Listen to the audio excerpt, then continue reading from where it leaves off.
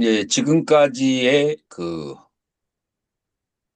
우리는 사성제와 팔정도를 연결해서 얘기할 수 있어야 돼요. 처음에 이제 사성제 가운데에서 고성제가 나왔어요. 고성제라고 하는 것은 무엇이냐면은 인간이라고 하는 것. 인간이라고 하는 것은 어떠한 상태에 있는가라고 했을 때 인간에게는 세 가지의 괴로움으로부터 둘러싸여 있다. 그래서 하나는 생로병사라고 하는 그런 생물학적인 괴로움, 두 번째로는 바로 관계 속에서의 나하고 친한 관계가 멀어질 때, 소원해질 때의 괴로움과 아니면 내가 불편하게 생각하는 대상들이 내 주변에 있을 때의 괴로움, 그런 괴로움으로 그렇게 두 번째는 관계적 괴로움이고 세 번째로는 나의 기억과 관련된 심리적인 괴로움이다. 그래서 기억에는 좋았던 기억과 나빴던 기억이 있는데 나쁜 기억은 나에게 스트레스를 주고 그 다음에 좋은 기억이 나로부터 멀어져 갈 때 내가 다시 체험할 수 없는 그런 좋은 기억. 그러니까 내가 사랑했던 대상들이 두 번 다시 만날 수 없는 곳으로 갔을 때 이제 그때 좋은 기억 때문에 괴로움이 온다. 그래서 이 기억들을 분류별로 얘기하자면 이 기억은 오온에 대한 기억들이다. 이 다섯 가지의 것들에 대한 이제 기억, 그 오온에 대한 기억이다. 그래서 오온에 대해서 내가 원하는 대로 이루어지지 않을 때, 그때 괴로움이 온다. 자, 그래서 이 존재라고 하는 것은 존재적인 괴로움, 생물학적인 괴로움, 그 다음에 존재를 이루기 위한 좋아하고 싫어하는 마음 때문에 오는 괴로움, 남의 기억 때문에 오는 괴로움. 그래서 존재라는 양태가 불교는 굉장히 조금 부정적으로 그렇게 접근하는 것 같아요. 그래서 예전에는 뭐라고 했느냐면은 불교를 염세주의라고 그렇게까지도 유럽에서는 이해를 했어요. 근데 염세주의가 아닌 것이 우리 불교는 이 괴로움의 그 원인을 이제 파악을 했고 해결하는 방법론을 제시를 했기 때문에 염세주의가 아니다라는 거예요. 자, 그러면은 원인이 무엇인가라고 했을 때 바로 나라는 그 존재가 경험하고 있는 바라는 마음, 이 바라는 마음, 구하는 마음이 괴로움을 일으킨다. 근데 구하는 데는 크게 욕계, 색계, 무색계의 크게 세 가지의 세계에 대해서 인간은 구하는 마음을 가지게 된다라고 하는 거예요. 자, 그리고 욕계, 색계, 무색계의 세계에 대해서 구하는 마음을 가지고 있는데 그 구하는 마음 자체가 바로 나에 대한 집착에서 비롯된다. 자, 그래서 태어나고 죽는 거, 이 몸을 나라고 생각한다는 것이고, 태어나고 죽는 것에 대한 괴로움은, 그 다음에 인간관계에 대한 괴로움은 나의 느낌과 감정에 대한 그런 집착 때문에 발생하는 것이고, 심리적인 괴로움은 오온에 대한 기억 때문에 오는 것이에요. 그래서 다시 말해서 이 모든 괴로움의 심리적인 원인은 오온을 나라고 그렇게 믿고 오온을 나라고 믿는 데에서 오는 괴로움, 그것이 심리적인 이유가 되는 거예요. 그래서 오온의 실체를 보면은 그러면은 그것이 열반이고 오온의 실체를 이제 닦아 나가고 이해해 나가는 과정. 오온이 과연 무엇인가를 명료하게 이해해 나가는 과정을 뭐라고 하느냐면 그것을 바로 팔정도라고 그렇게 얘기하는 거예요. 그래서 그냥 쉽게 정리하면 오온무아를 깨달아가는 과정이 오성제이다. 혹은 오온이 공하다라는 것을 이해해 나가는 과정이 그것을 깨달아 나가는 과정이 바로 팔정도이다. 라고 그렇게 우리가 이해할 수가 있어요. 그래서 오온에 대한 이해다라고 할 수 있어요. 그런데 우리는 그 오온에 대해서 이해를 해 나가는 과정을 어떻게 해야 되냐면은 우리는 지정의를 가지고 있는 그런 인간이기 때문에 노트 잘 보이나요? 예, 음, 지정의를 가지고 있는 존재이기 때문에 그렇기 때문에 우리는 오온의 깨달음이 지성적으로 그 다음에 감성적으로 의지적으로 동시에 실천되어져야 한다. 요 세 가지로 실천되어져야만 하는 거예요. 자, 그래서 이제 지성적으로 오온에 대해서 수행에 대해서 접근해 나가는 것을 정경과 정사라고 하고 그 다음에 의지적으로 접근해 나가는 의지적이라는 말은 실천적이라는 말하고 관련돼요. 어떤 사람이 일을 10시간을 하는데 의지가 강하다. 그 말은 뭐냐면 실천을 중간에 놓치지 않고 계속 한다는 거예요. 그래서 의지라는 것은 실천력을 얘기하는 거예요. 그 실천을 하는 방법은 말과 그 다음에 행위와 직업과 이런 것을 통해서 노력하는 거, 정어, 정업, 정명, 정정진이다. 실천이 없는 것은, 이론적인 것은, 그것은 크게 도움이 되지가 않죠. 실천이 있어줘야 되죠. 그 다음에 감성적인 것은 뭐냐면은 내 마음, 마음하고 관련돼 있어요.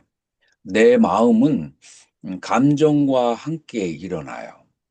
그래서 내 마음의 기억의 잠재의식에 그렇게 들어와 있는 감정을 닦아나가는 과정, 그 닦아나가는 과정이 바로 정령과 정정이다. 그래서 이 감성을 다스린다는 것은 내 잠재의식에 있는 업장을 다스려야 된다는 거예요. 어떤 사람이 수행을 굉장히 잘했어. 그래서 아주 이치적으로 뭐 맞는 말만 그렇게 얘기를 해요. 그런데 감정이 발생하면은 한 번 사람을 안 좋게 본다. 그 다음에 한 번 사람을 찍으면 영원히 그 용서가 안 되는 그런 사람들이 있어요.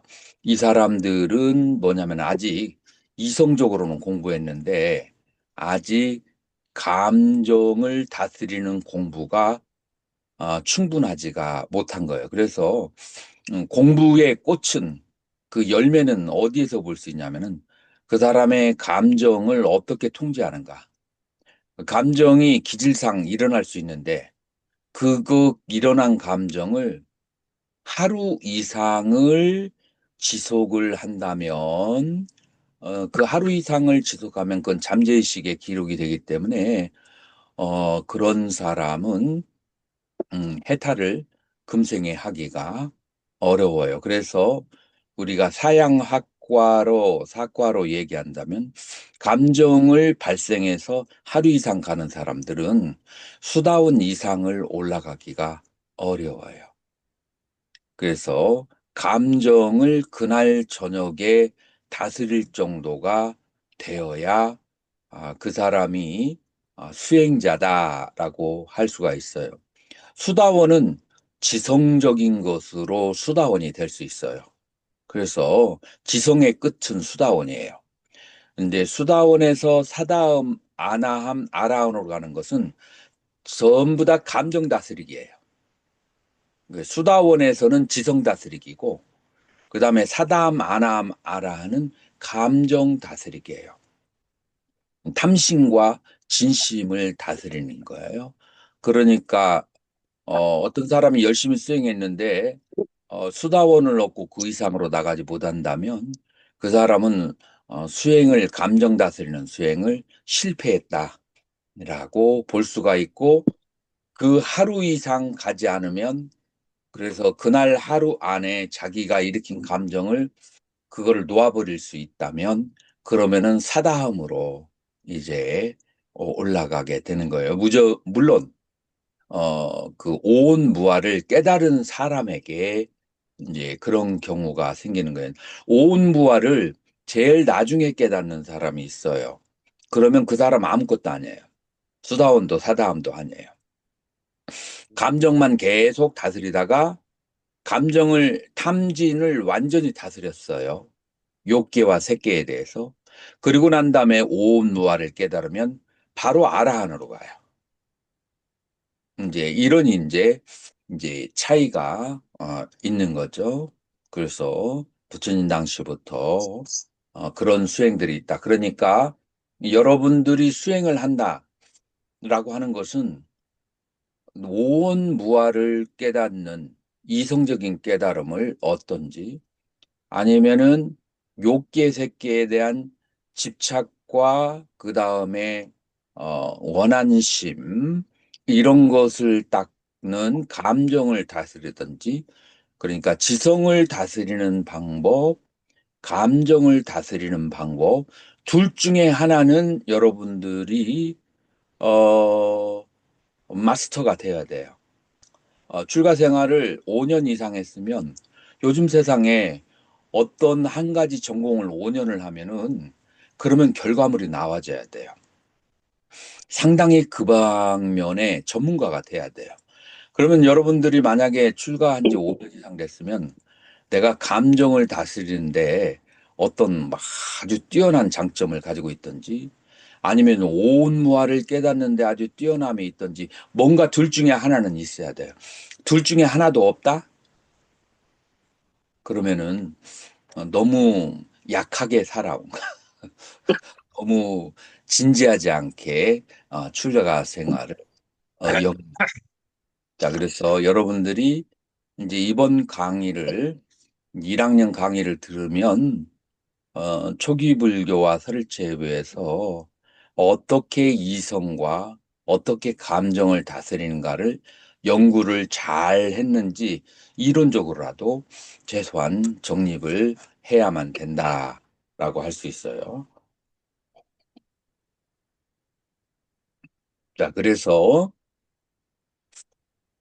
정경과 정사는 지성에 해당하고, 그다음에 의지는 정어, 정업, 정명, 감성은 정념, 정정이다.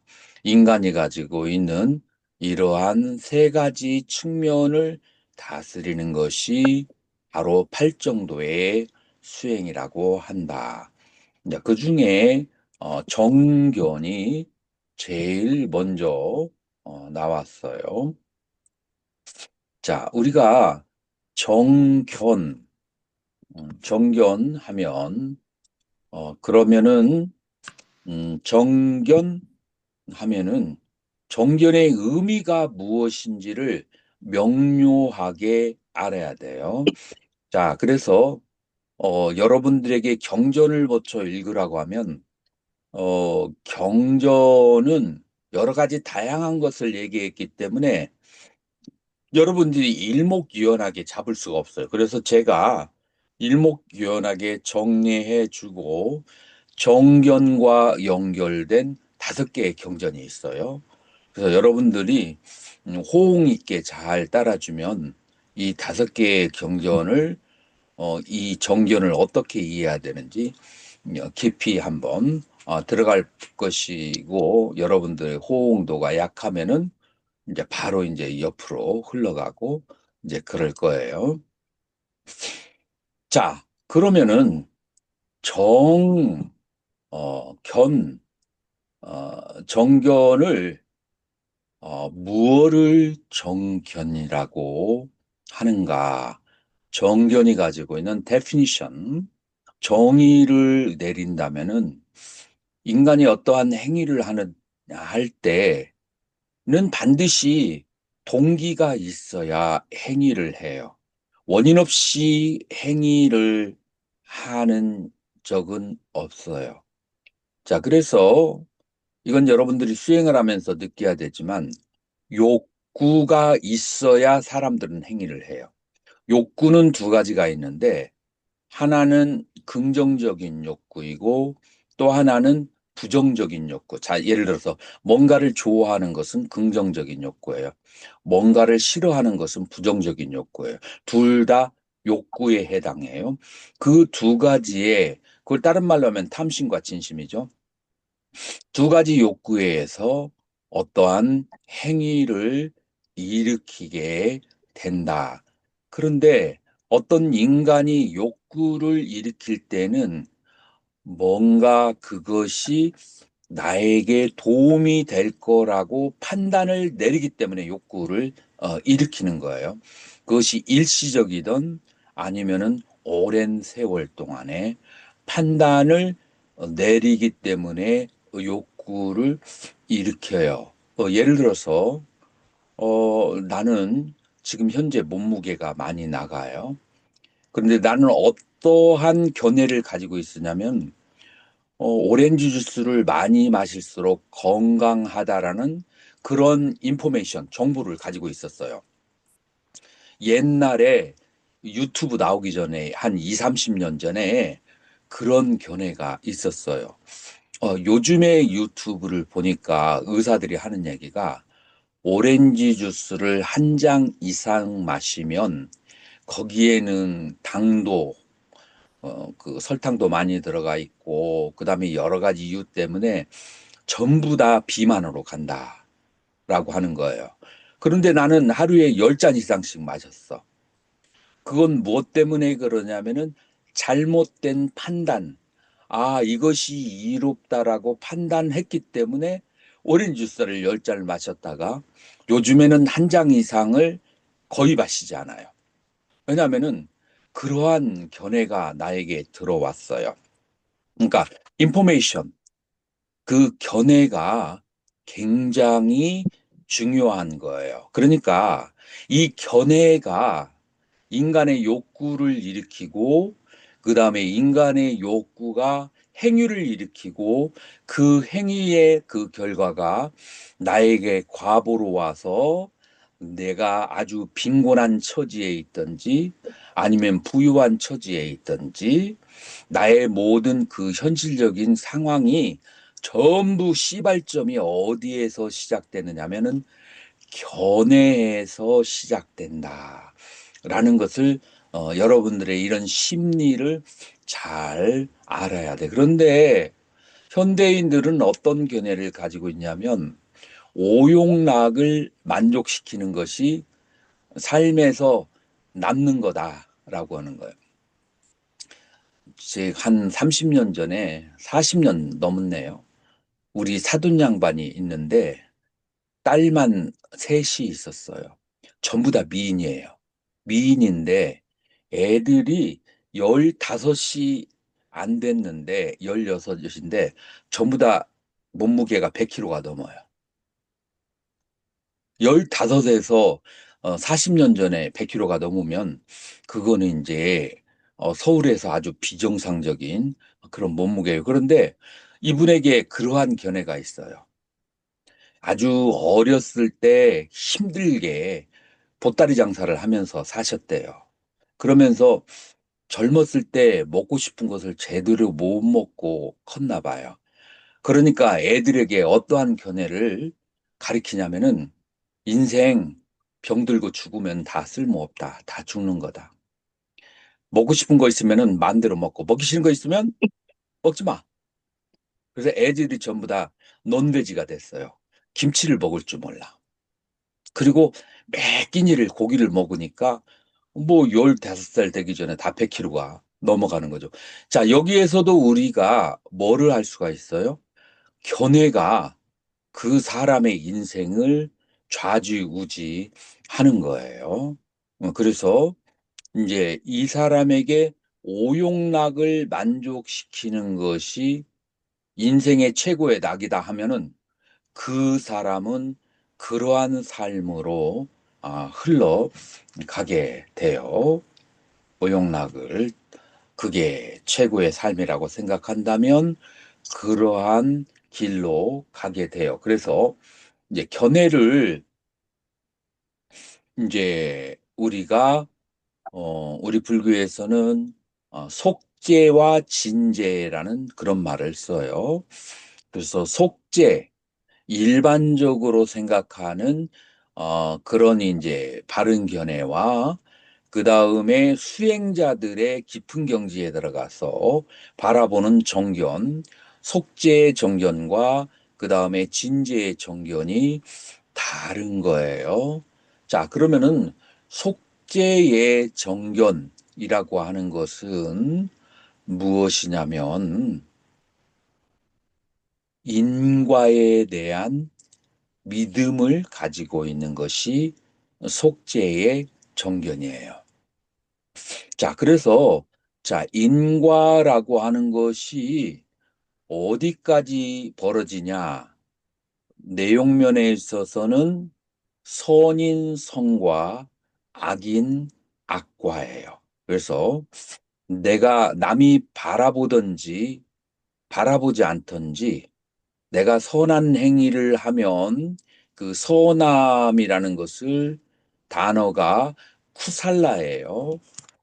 쿠살라 감마, 선한 행위를 하면 그것의 결과로 무엇이 오느냐? 수카, 즐거움으로 과부가 온다. 자, 그래서 쿠살라라는 행위를 하게 되면 그 결과는 뭐냐면은 수카, 즐거움으로 그 과부가 오게 돼요. 아쿠살라, 이 불선한 악한 행위를 하게 되면 그러면은 그 과보가 무엇이냐? 두카예요. 그래서 음, 여러분들이 여기에 전환되어지는 것을 봐야 돼요. 쿠살라, 선은 즐거움, 아쿠살라, 악은 괴로움으로 과보가 온다라고 하는 것에 대해서 여러분들이 뭐를 가져야 되나? 믿음을 가지고 이해를 가지고 있는 것을 그거를 속죄의 정견이라고 하는 거예요. 그러면 시간적 범위는 어떻게 하느냐? 시간적 범위는 우리 불교에서는 과거 전생의 선행의 과보는 금생의 즐거운 환경으로, 그 다음에 금생의 선업은 내생의 즐거운 환경으로, 전생의 악업은 금생의 괴로운 환경으로, 금생의 악업은 내세의 괴로운 환경으로 시간적으로는 이러한 저기를 가지고 있어요. 이거를 인과라고 그렇게 얘기해요. 그래서 해뚜 빠짜야 탈라 인과 연에 의해서 과를 느끼고 과가 오고 과에 대해서 내가 해석을 한 것이 보예요. 그러니까 과가 괴로운 환경이 나에게 왔어요. 괴로운 환경이 나에게 왔을 때, 괴로운 환경이 왔을 때, 그때 두 가지의 자기의 마음의 자세가 발휘될 수가 있어요. 나에게 괴로운 환경이 있을 때, 어머니 왜 나를 낳으셨나요? 이 세상 망해버려라. 이렇게 생각하는 사람 있어요. 남들은 다 잘 사는데 왜 나 혼자 괴로운가? 이렇게 이제 생각하는 사람이 있고, 그 다음에 두 번째 사람은, 인과를 믿는 사람은, 아, 내가 괴로움을 이렇게 경험했으니까, 그러니까 나의 악업이, 내 은행 통장에 마이너스 통장이 이만큼 마이너스가 됐구나. 야, 기쁘다. 라고 생각하는 자세가 있어요. 그래서 이 보하고 과는 달라요. 과는 가난이라는 것이 만약에 과라고 한다면 그것을 보라고 하는 것은 즐겁게 생각할 수도 있고 괴롭게 생각할 수 있는데 그건 그 사람이 가지고 있는 어떠한 견해를 가지고 있는, 다시 말해서 정견을 가지고 있느냐, 사견을 가지고 있느냐에 따라서 그 사람의 마음 자세가 달라진다라고 하는 거예요. 자, 그래서 인, 연, 과, 보, 인과 연에 의해서 과가 발생하는데 그 과에 대한 이해 방식이 정견하고 관련되어 있다라고 하는 거예요. 자, 그래서 이것은 속죄의 정견이라고 하는데, 왜 속죄의 정견이라고 이제 하느냐면은, 그것은 이 세상에서의 어떤 행복을 일으켜 주기 때문에, 그러기 때문에 속죄의 정견이라고 그래요.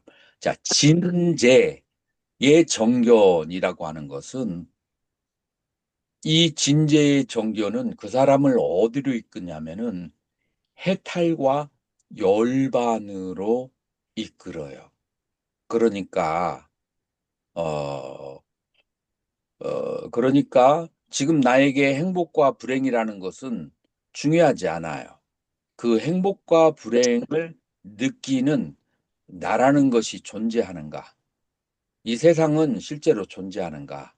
이제 이렇게 근원적인 것에 대한 질문을 하는 거예요.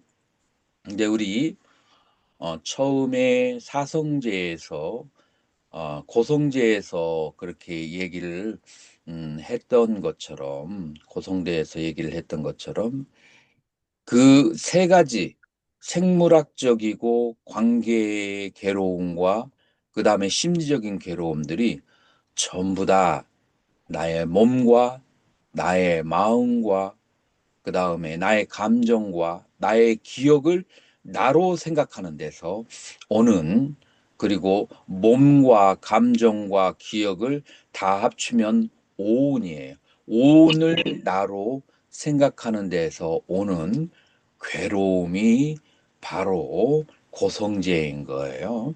자, 그래서 우리가 진제에 대한 정교는 나에 대해서 바른 견해를 가져야 돼요. 그래서 오는 무더기로 봤을 때 오온이라고 하고, 수행자가 이 오온을 접근할 때는 인식의 주체와 객체로서 분리가 돼요. 그러면은 이게 뭘로 변해지냐면 신수심법이라고. 그래서 수행자가 나를 관찰할 때는 나의 몸을 관찰하고 몸에서 발생하는 느낌을 관찰해요. 그럼 신수라고 하죠. 나의 마음을 관찰하고 나의 마음에 일어나는 생각들을 관찰하는 거예요.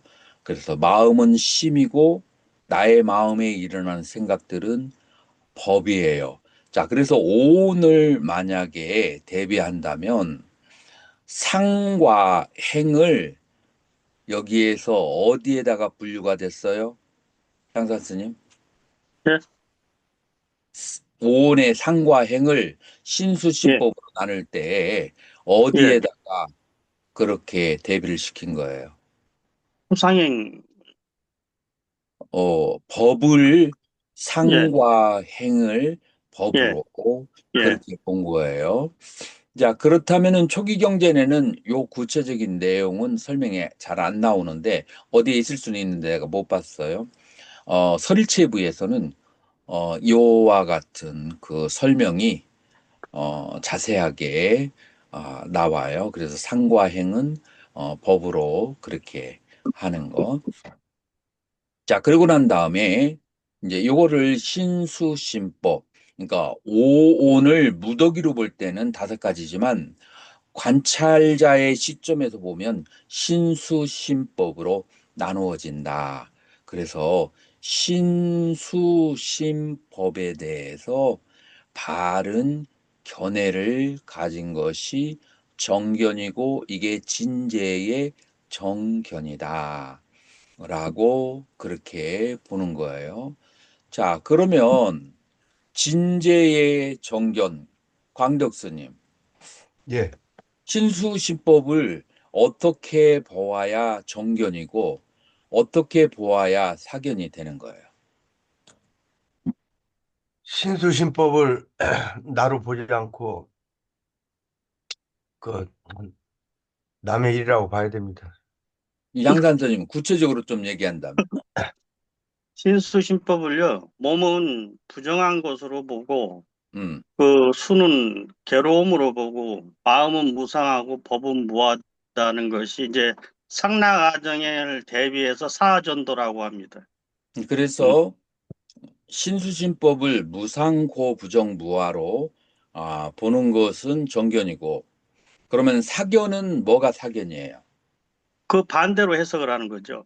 그 그 반대, 무상하지 않고 영원하고, 무한데 나라고 있고, 법 무상한데 항상하다고 있고, 자, 아름답지 여기 않은데, 칠판에 보시면 예, 그 나의 몸이 영원하고, 아, 예, 느낌은 즐거운 것이고, 나의 자아가 실제로 존재하고, 아름다운 대상이 실제한다라는 그 믿음, 예. 이 네 가지가 그 전도된 견해다라고 보는 거죠. 요즘에 중국 개방하니까 한국 사람들이 어디를 많이 가요? 장가게, 장가게하고 또 뭐죠? 장가게, 능가게, 뭐 장가게 뭐 있어요. 장가게, 원가게인가? 거기를 사람들이 많이 이제 장가게, 원가게를 많이 가거든요. 자, 거기를 가는 이유가 뭘까요? 즐거워서 그래요. 사람들이. 행복하고 즐거워서 아름답고 실제한다는 믿음. beautiful. 가보면은 막 귀암 개석이 막 그냥 아주 아름답게 있어요. 그래서 너무 아름다우니까 사람들이 그거를 보려고 이제 가는 거예요. 절경을 이루고 있죠. 자, 그래서 보통 사람들은 아름다운 것이 존재한다. 그 다음에 요즘 사람들이 여행하면서 인터넷으로 뭐 찾아가죠? 여행할 맛집, 때 맛집 찾아가죠. 이 세상에 맛집. 즐거운 것이 있다라고 그렇게 생각하면은 당연히 그 사람의 삶은 매일매일 무엇을 어디에 가서 맛있는 것을 먹을까? 이제 이것을 이제 맨날 생각하고 그 다음에 올해는 그 휴가가 몇 번인데 어디 아름다고 아름다운 곳에 갈까? 맛있는 것과 아름다운 곳을 찾아 나가는데 거의 일생을 다 보내는 사람들이 많은 거예요. 그래서 그런 것이 있다고 믿으면 사람다른 오용락으로부터 벗어날 수가 없게 되는 거예요. 자, 그래서 이제 누군가가 지나가다가 금덩어리 1kg짜리 골드바를 은행에서 나오는 사람이 그걸 딱 땅에 떨어뜨렸어. 주변에 보니까 CCTV가 있어요, 없어요? 없어. 그리고 생긴 모양이 1kg짜리 골드바야. 자, 그랬을 때 여러분들은 가서 이제 그걸 주었어요. 주어서 아무도 보는 사람이 없어. 어두컴컴해. 어디로 가고 싶어요? 갈등이 여러분들 생길 수가 있어. 혹시 누군가가 보고 있는가? 라고 생각해서 보고 있다면 당연히 여러분들은 경찰으로 찾아가서 이제 조기를 해야 되죠. 사실은 지금 이 질문은 스님들보다도 제가인들에게 얘기할 수 있는 거예요. 제가인들에게 얘기할 수 있는 건데, 그런데 아무도 보고 있지 않다면, 그리고 그것이 정말로 필요하다면, 그것을 어, 다음 달에 부모님 그 여행 가신다는데, 그걸로 보태주면 좋겠다라고 생각할 수 있죠. 자, 여기에서 인생에 대한 그 견해 두 개가 딱 걸려요. 하나는 인과를 믿는가 믿지 않는가. 인과를 100% 믿는 사람은 꿈에도 그런 생각을 할 수가 없어요. 그냥 지나가거나 아니면 찾아가서 돌려주거나 아니면 경찰서 가거나 하는데, 인과를 90%, 80%만 믿는 사람도 순간적으로 유혹이 발생할 수 있어요. 우리 집 절에 불사하는데 1억이 필요한데 어떻게 이거 부처님이 아시고 여기다가 나에게 주신 거 아니냐? 이제 이런 식으로 생각할 수 있어요. 자, 첫 번째, 여러분들이 이제 인생에 대한 견해하고 이런 행위들이 연결이 되는데, 첫 번째, 1번, 내가 인과를 믿는가 안 믿는가 하고, 두 번째, 부처님의 말씀에 하면 인생에 즐길 것도 없고 아름다운 것도 없어.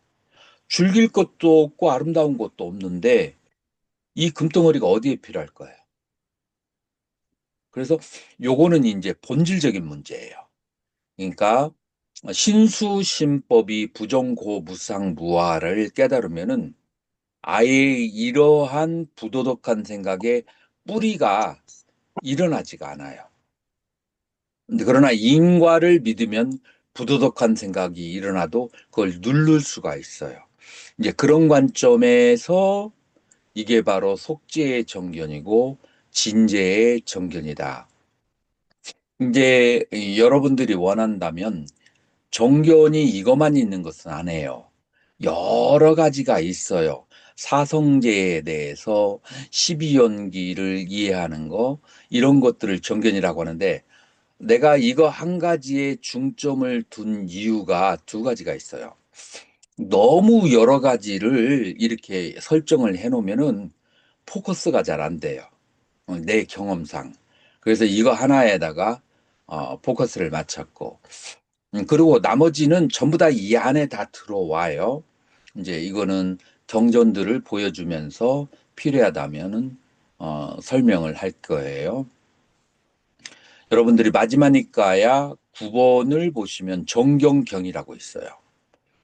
정경경에서 여러분들은 수십 가지의 정견에 대한 그런 견해가 나오는 것을 느낄 수 있지만, 내가 봤을 때는 전부 다 썸업, 요약하면은 여기에 다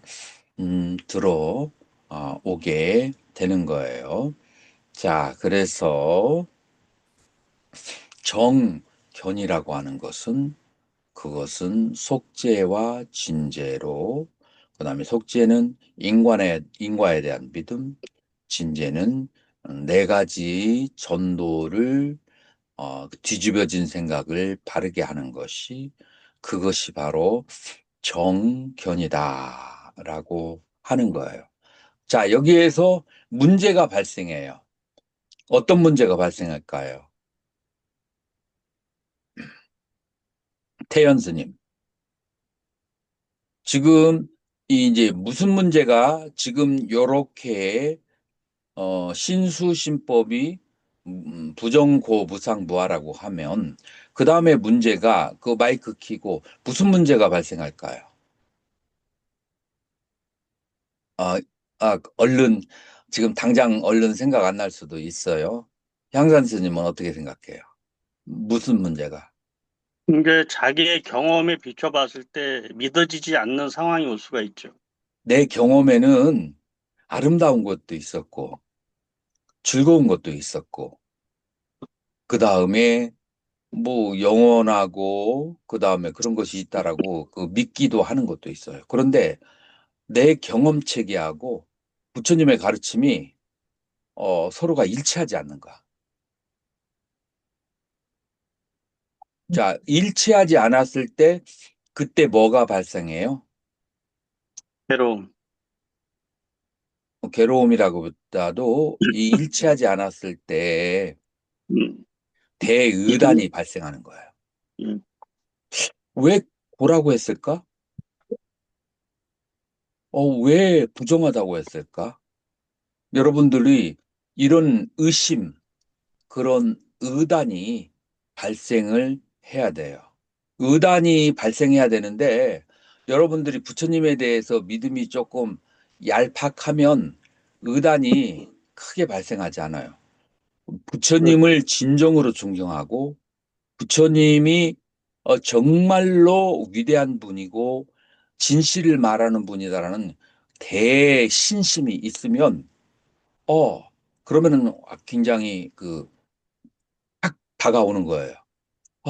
나는 그렇게 안 느껴지는데 왜 부처님 그랬을까 하고 의단이 형성이 되는 거예요. 그래서 화두에서 말하는 대신심, 그다음에 대의단, 이런 것들이 이게 중국에서 발생한 거라고 생각하지 마세요. 이거 초기에서부터 나오는 거예요.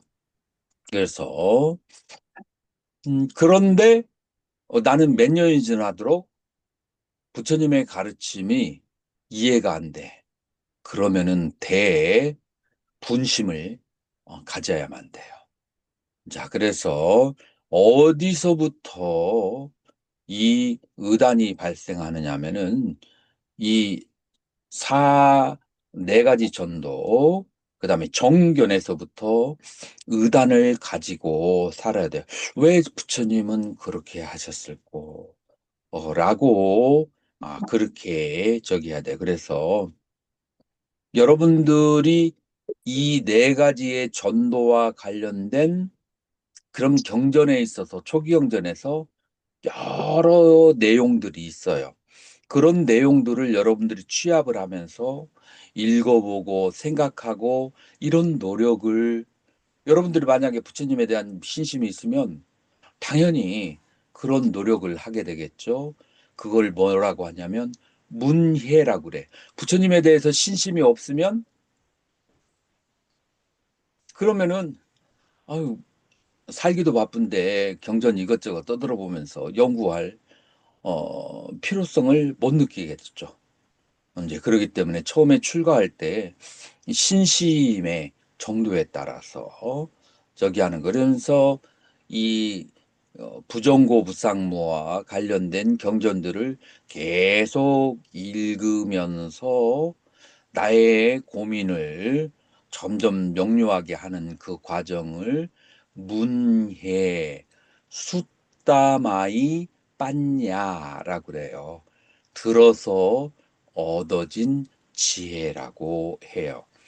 그리고 그것을 이제 계속해서 공부하면서 나의 생활 속에서 내가 아름답다고 생각하는 것이 객관적인 것인지 주관적인 것인지, 내가 즐겁다고 생각하는 것이 주관적인지 객관적인 것인지를 계속 관찰해 나가는 그런 이제 작업이 있어야 돼요. 예를 들어서 여러분들이 복숭아나 아니면은 수박이나 혹은 포도를 좋아하는 사람이 있다면 밥을 많이 먹고 배가 부른 상태에서 이런 과일들을 한번 먹어봐요.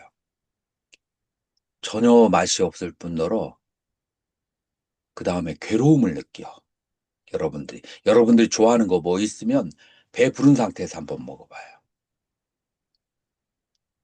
그것 자체의 맛이 있는 게 아니라 내가 배가 고프니까 맛있게 느껴지는 거예요. 배가 약간 고플 때 먹으면 약간 맛있고, 아주 배가 고플 때 먹으면 아주 맛있어요. 이것은 나의 선험적인 괴로움이 그 대상을 즐거움이라고 착각하게 만드는 거. 그래서 나는 이것을 언제 발견했냐면 19살 때 이 부처님의 경전을 읽으면서 왜 괴로움이라고 했을까? 나는 도저히 납득이 안 갔어요. 왜냐하면 나에게 맛있는 것도 많고 즐거운 것도 많았어요. 이제 그런데 단식을 일주일을 하다가 마지막 7일째 너무 포도가 먹고 싶어서 포도를 사서 먹으면서 1,000원어치를 샀어요.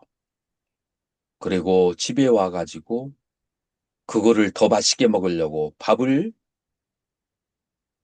반 공기 정도 된장하고 먹었어요.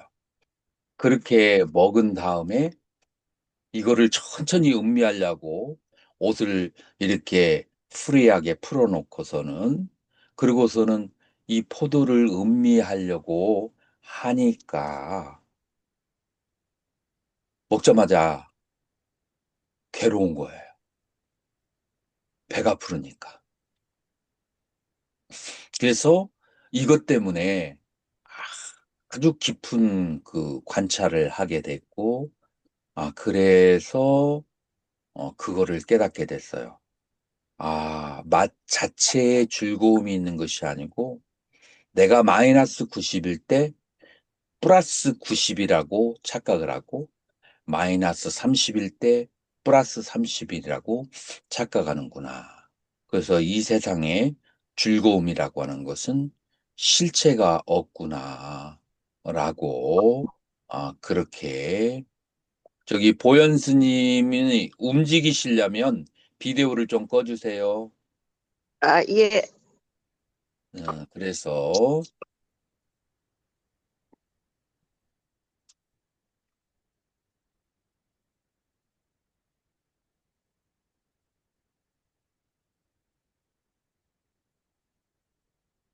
이제 그래서,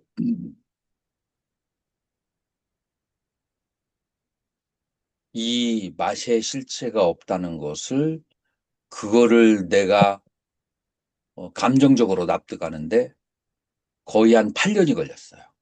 내가 이 경전을 읽기 시작한 게 내가 9살 때부터였는데 그거를 완전히 감정적으로 그렇게 받아들이는데 20살 정도 했으니까 12년 정도 이제 걸렸죠. 그래서 부처님은 부처님이에요.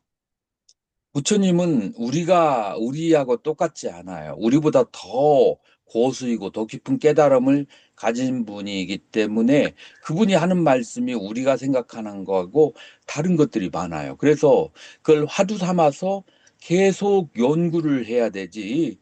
그냥 귓가에 스쳐 지나고, 부처님은 그렇게도 보시나 보다.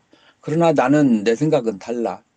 요즘과 같이 주관이 강한 시대에 꼭 부처님만이 맞으란 법이 어딨어.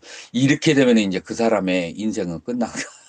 승려로서의 인생은 이제 더 이상 진전이 없는 거예요. 그래서 거기에 대해서 대신심과 그 다음에 대의단을 가져야만 된다라고 하는 거예요. 그래서 하나의 예를 들은 거예요. 그래서 나는 이 네 개를 십수년씩 계속 경전을 읽으면서 일상생활에서 계속 출가하기 전에 관찰을 하고 그게 확실하다고 체험이 되어졌을 때 그때 이제 출가를 이제 하게 된 거예요. 그래서 이 정견이라고 하는 것이 굉장히 중요하고 그다음에 이 정견이 있어야 정사로 연결이 돼요. 여러분들이 보시면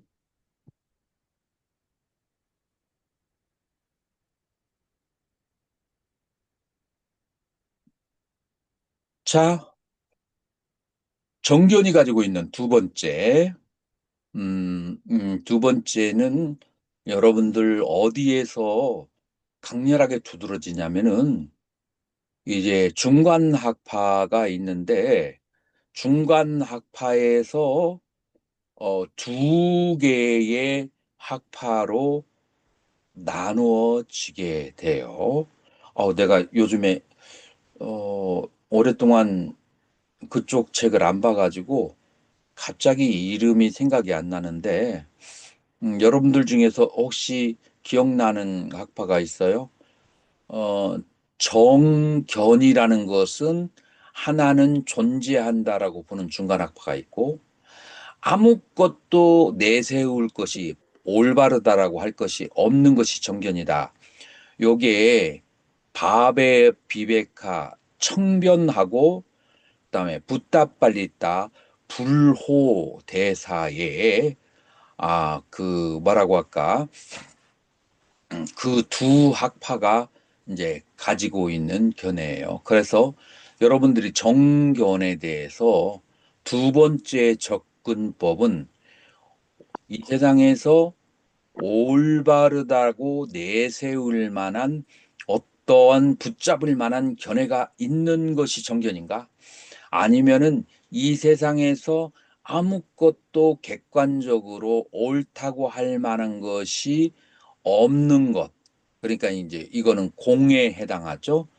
그것이 정견인가 하는 문제가 여러분들이 불교학파 전체를 놓고 볼 때는 전체를 보고 때는 이런 문제도 생각해야 되는데 여러분들이 어, 가림 논중, 기루 논중인가요? 귀류 논중학파하고 그 다음에 자립, 또 하나가 어? 자립 논중, 자립. 자립 논증하고 규리 논증파인데 자립 논증은 정견이라고 할 만한 것이 있다라는 게 자립 논증학파고 정견이라고 할 만한 그 아무것에도 집착하지 않아야 정견이다. 그러니까 공에 대한 그런 관점이죠. 그게 이제 기류 논중파고 기류 논중파가 결국에는 티베트 불교에서는 주류로 나중에는 그렇게 월층대사에 의해서 떠오르게 이제 되었죠. 자, 이 문제는 여러분들이 숙제를 가지고 있다가 먼저 이 팔정도가 다 정립된 다음에 한번 전체 학파하고 비교해서 생각해 볼 필요가 이제 있어요. 자, 그런데 여기에서는 어디에 해당해요? 정견이라고 딱 잡을 만한 것이 있다라고 얘기하는 거죠. 인과에 대한 믿음과 그 다음에 무상고 부정부와 예, 대로 그렇게 바라보는 것이 정견이다라고 그렇게 보는 거예요. 자, 그래서 이제 정견에 대해서 이와 같이 여러분들이 이제 생각을 하시고 그 다음에 정사에 대해서 이제 우리가 살펴봐야 되는데 우리가 휴식을 취한 다음에 정사로 나가도록 하겠습니다. 혹시 질문거리 있으신 분은 지금 질문을 하시면 그러면은 어, 답변을 해드리도록 하겠습니다. 지금까지 중에서 질문할 게 있나요? 할 정도가 문사수로도 배대가 되는 것이죠, 스님. 그래서 정견은 문이 되고 정사가 정사는 사, 이제 사해가 되고 나머지가, 정념은 이제 수해가 되는 것을 이제 점점 설명해 주게 될 거예요. 예.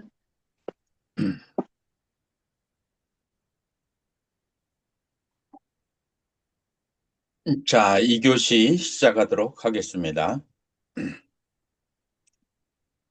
자, 그래서 정견이라고 하는 것이 욕구를 발생시키고 그 욕구에 의해서 행위를 하고 행위에 의해서 우리는 그 과를 받는 이제 그러한 그 사이클로 이루어져서 우리의 현실이 이루어진다라고 하는 거예요. 그래서 욕구가 중요하지만 욕구 이전에 견해를 가지고 있는 것, 견해가 가장 중요하다.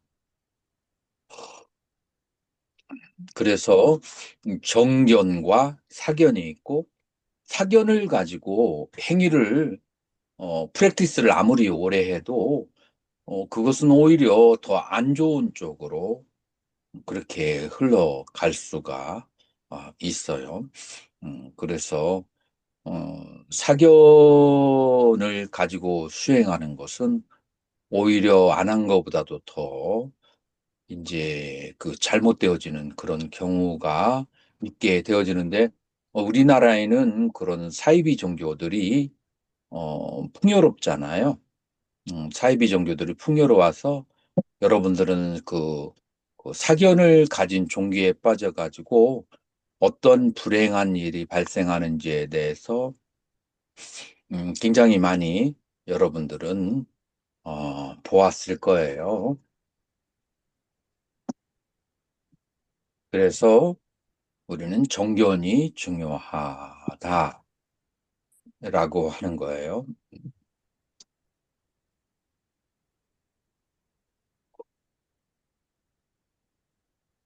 이 정견을 가진 사람들이, 정견을 가진 사람들은 바른 생각을 이제 하게 된다. 자, 원어를 살펴봐야 돼요. 이제 바른 삼마쌍카빠 바른 생각이고, 원래 그 어원을 얘기할 때는 산스크리트를 얘기해요. 그 쌍카빠의 어원은 어떻게 되냐면 상 플러스 깔빠예요.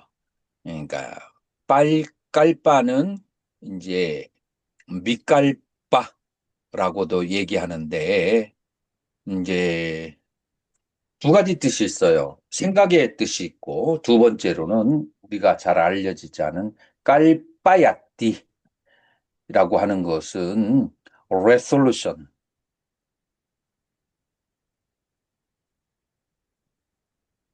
그러니까 요거는 서원,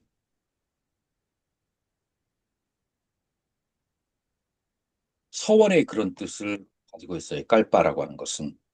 그래서 이거를 바른 서원으로 생각하면은 이제 조금 논리적으로 이해하기가 쉬워요. 여러분들이 이제 정견을 가지고 있는 상태에서, 어, 정견을 가지고 있는 상태에서 이제 여러분들의 유혹이 이제 많이 오죠. 오용락의 유혹이 첫 번째로 오게 돼요. 두 번째로는 천상에서 살고 싶은 유혹이 오게 되고, 세 번째로는 무색계의 의식으로 존재하고 싶은 그 유혹. 그래서 그 욕계, 색계, 무색계의 세 가지 유혹이 있는데, 욕계는 또 둘로 나누어요. 이 육계는 둘로 나누는데, 악업을 지으면서 그러면서 내 인생을 편안하게 살고 싶은 욕구는, 그거는 사막도에 연관되어 있는 것이고, 선업을 지으면서 인생을 즐기면서 살고 싶다는 것은 삼선도의 욕구예요. 그런데 문제는 우리에게 사막도에, 그러니까 악업을 지으면서라도 즐기고 싶다는 그런 유혹이 발생할 수가 있어요. 하나의 극단적인 예를 들어보면은, 여러분들이 이제 민주화 운동을 하다가 경찰서에 끌려갔어요. 끌려갔는데, 그래, 너를 살려줄게. 그 대신 너희 친구 10명만 이름을 대. 그러면 그 사람들 잡아 족치고 너는 풀어줄게. 라고 할 때, 그런 고문을 받을 때, 향산 스님, 예, 고문이 너무 극심하고 손가락을 뽑아. 그러면은 그런 유혹이 발생할까요? 안 할까요? 발생합니다. 발생해서 누구까지 이름을 쓸 수 있어요? 없는 사람까지 불어다갔어. 거기까지는 좋아요. 어머님, 아버님, 할아버님 이름까지도 썼던 예가 옛날 6.25 전쟁 이후에 있었어요. 그래서 자기 아버지를 고발하고 어머니를 고발하고 왜냐하면 고통이 너무 심하니까. 이거는 어떻게 생각해요, 양 선생님? 인간으로서 그럴 수 있다고 봅니다. 그게 바로 평상시에 가지고 있는 정견이 드러나는 거예요. 안에 숨겨져 있는 것이. 내가 어떤 고통을 받더라도 남을 해치면서 내가 편할 수는 없다. 아까의 예는 굉장히 쉬운 예를 들어줬어요. 여러분들이 대답하기 쉬운 예. 뭐냐면은 1억 원을 주웠는데 그것을 주인에게 돌려주는가 아닌가라는 문제는 대답하기 쉬워요. 그까지 돈 그냥 갖다 주면 되지. 고통이 왔을 때 내가 악업을 안 줄 수 있는가? 요게 이제 진짜 시험 때 올라 이제 가는 거예요. 그런데 인과에 대한 아주 정확한 견해를 가지고 있고 그 다음에 삼마 쌍깔바 서원을 가지고 있어. 어떤 서원을 가지고 있어요? 지금 내가 살고 있는 세계는 꿈속의 꿈이래. 마치 인셉션이라는 영화에 나오는 것처럼. 그래서 내가 이 3단계의 꿈에서 탈출하려고 그렇게 서원을 내슨 사람이 있고 이 꿈속에서 그냥 안주한 사람이 있어. 그래서 지금 이 3단계의 꿈에서 벗어나려면은 그 의지가 굉장히 강해야 돼요. 그 서원이. 그 서원이 굉장히 강해야 돼. 그 서원은 어디에 의지하냐면은 정견에 의지하는 거예요. 인과에 대한 믿음과 그 다음에 나라고 하는 것이 무아라고 하는.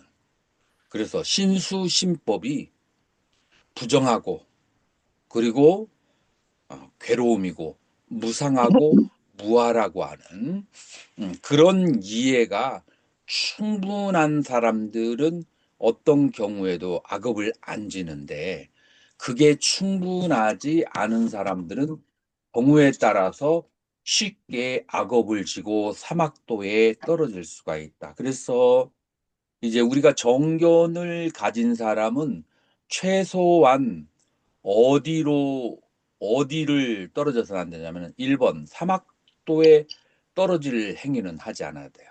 정견을 가진 사람은 그거는 인과에 대한 바른 믿음으로 그렇게 돼요.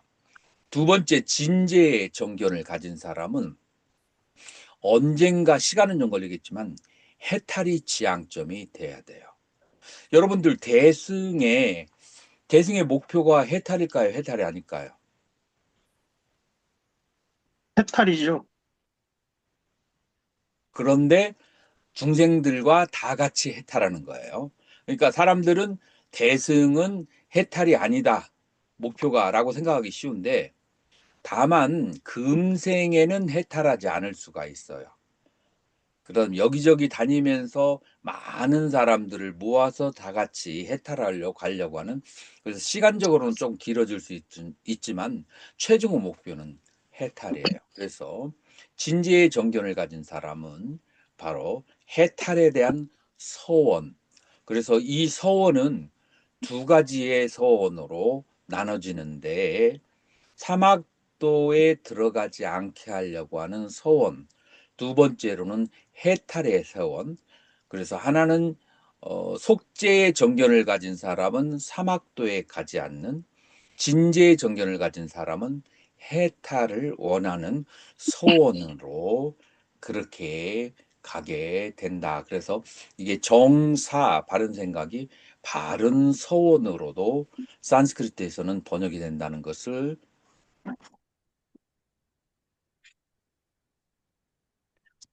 그거를 여러분들이 이해하셔야 되고 논리적으로는 산스크리트의 해석이 조금 더 가까워요.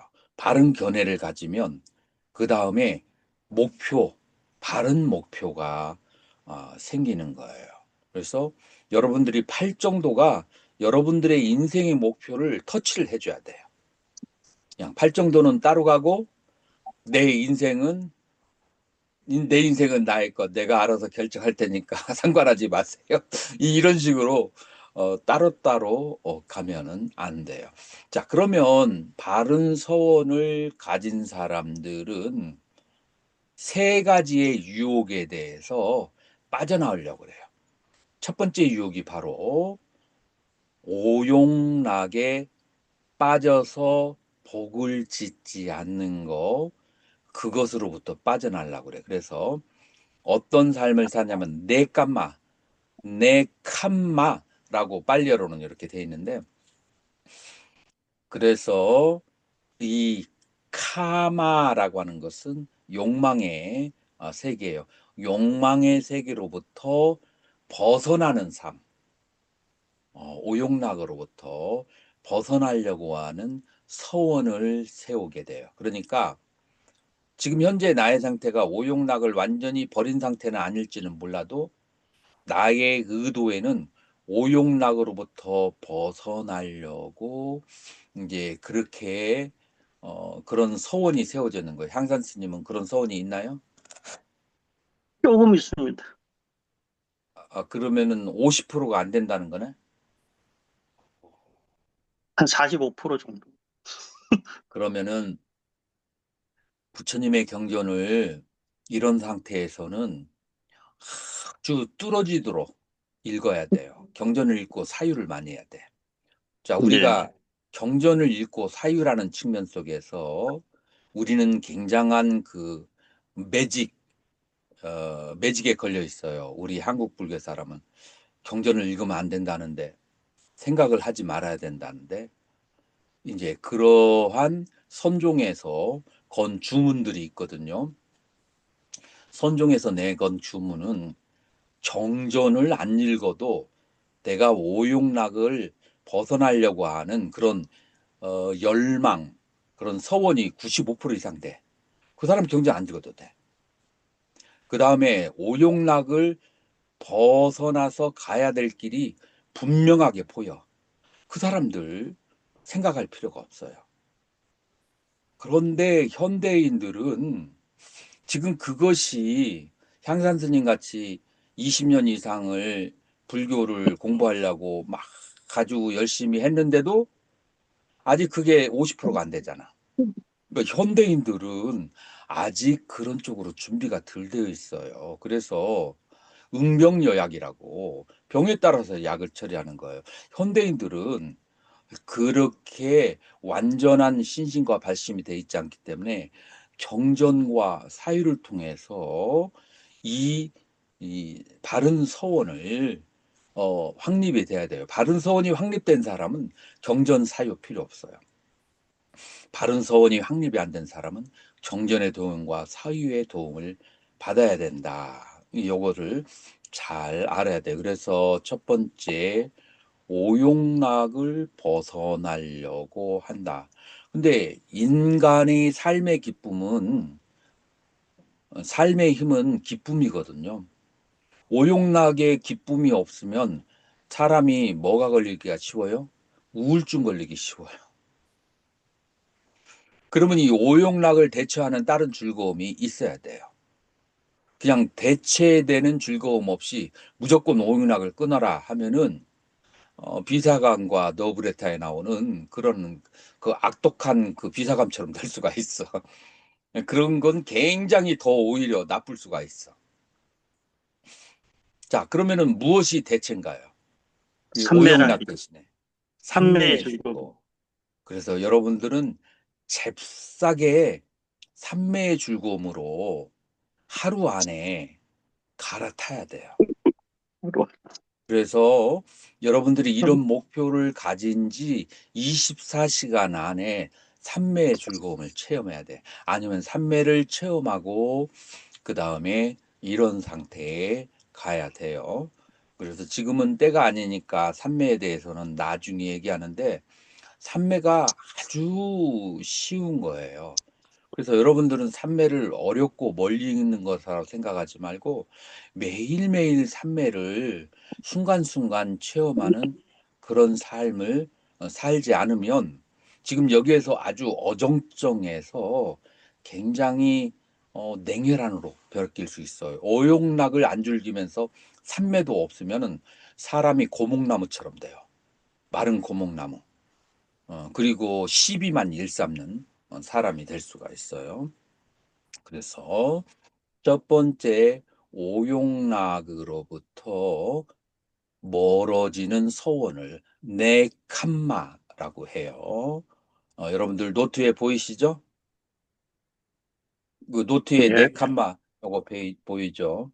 자, 예, 오용락으로 벗어나려고 하는 서원을 세워야 되고, 그 다음에 여러분들이 전생에 선악과 악업을 지었을 거 아니에요. 악업을 예. 지으면 그 과부가 뭐죠? 고통, 괴로움.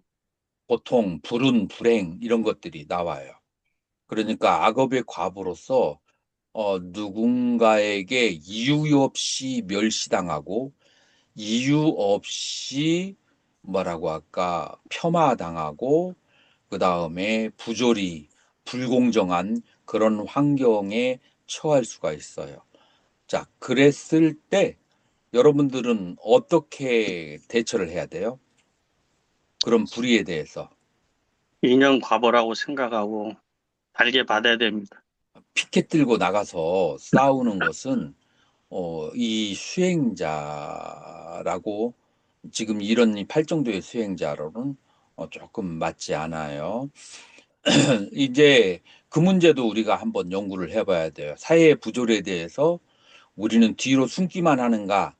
이제 이런 얘기가 나오는데, 그거하고는 조금 달라요. 나의 그 감정을 다스리기 위해서 그런 거예요. 자, 그래서 그런 이제 그 바르지 못한 그런 불공평한 환경 속에서 우리는 그것을 눈은 눈으로 이는 이로 그렇게 안갚음을 하는 것이 아니라 거기에서 중생들에게 자애심과 그 다음에 연민심, 메타와 까루나를 가지고 내 마음속에 미움을 축적하지 않아야 돼요.